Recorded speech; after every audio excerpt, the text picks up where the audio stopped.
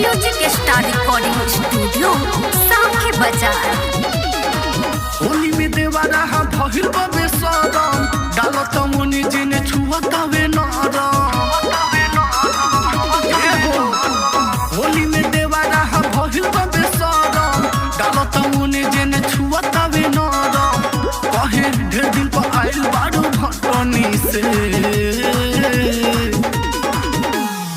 ले ले बठानी आज बात नहीं मानी। ले ले बठानी आज बात नहीं मानी लगे तो के पड़ी ढोड़ी ढकनी से। ले ले बठानी आज बात नहीं मानी लगे तो के पड़ी ढोड़ी ढकनी से।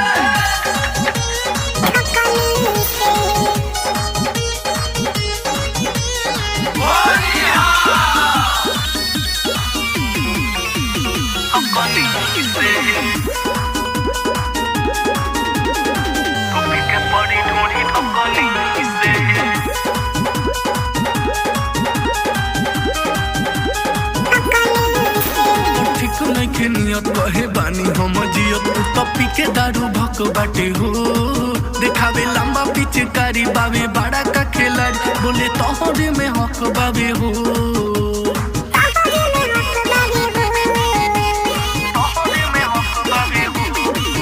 ऊपर ठीक नखे नियत कहे बानी हम जियत तो पी के दारू भक बाटे हो।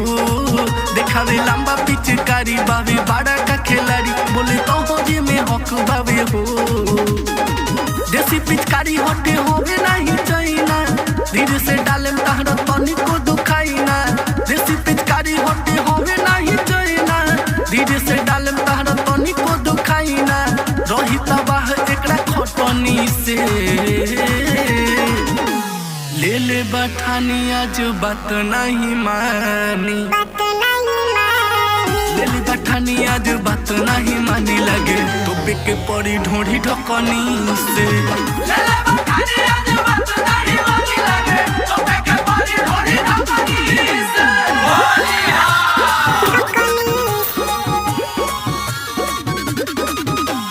Mix by music star recording studio साखे बाजार।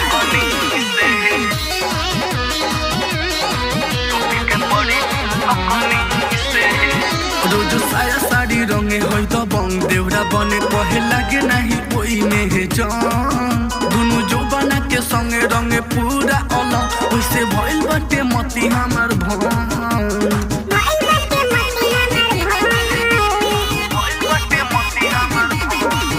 रोज साया साड़ी रंगे होई तो बंग देवरा बने कहे लागे नहीं ओई में जान। दुनु जो बना के संगे रंगे पूरा अलग वैसे भइल बाटे मती हमार भान। विदेश में दर्दी उपेंद्र अमरेशा फागुन में सुमित सिंह बढ़ावता कलेसा। बिकी इंदल मंटू अमरेशा फागुन में चंचल के बढ़ावता कलेसा।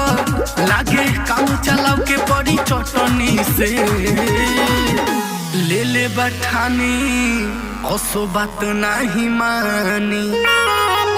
ले ले बठानी असो बात नहीं मानी लगे ठकी के पड़ी ढोड़ी ढकनी से। ले ले बठानी असो बात नहीं मानी लगे ठकी के पड़ी ढोड़ी ढकनी से। होली में देवारा हा भहिल बबे सरम डालत मुनि जिने छुअतावे नरम।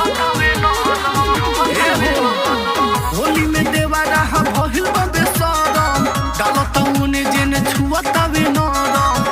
कहे ढेर दिन पर आइल बारू भटनी से